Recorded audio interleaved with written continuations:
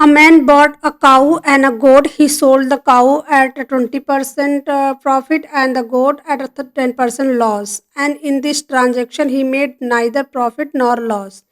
If instead he had sold the cow at 5% loss and the goat at a 5% profit, he would have made a profit of 600. What are the cost price of the cow and the goat?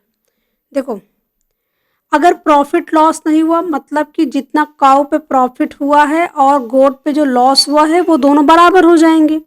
अगर मान लो काऊ, हमने काऊ का मान लिया कि काऊ ही उसका जो है उसका सीपी है, तो 20% का प्रॉफिट हुआ, इसका 20% जो होगा वो बराबर होगा गोट।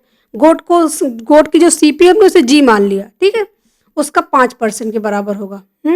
हाँ, 10% लॉस के बराबर होगा, ठीक है। तो यहां से काऊ और गोट के सीपी का रेशियो आ जाएगा, कितना आएगा, हो जाएगा 1:2।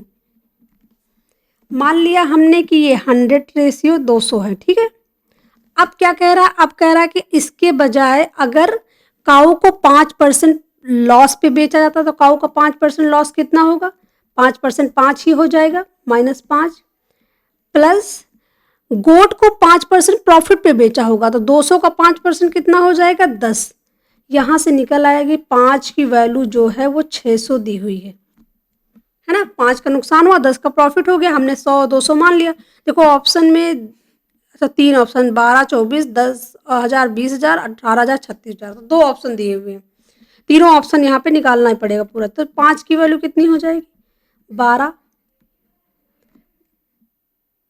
120, ठीक है। यहाँ से तो यहाँ से 12,000 और 24,000 सीपी आ गया और दोनों की सीपी ही पूछा गया है। ऑप्शन जो है ए करेक्ट आंसर होगा, 12,000 और 24,000।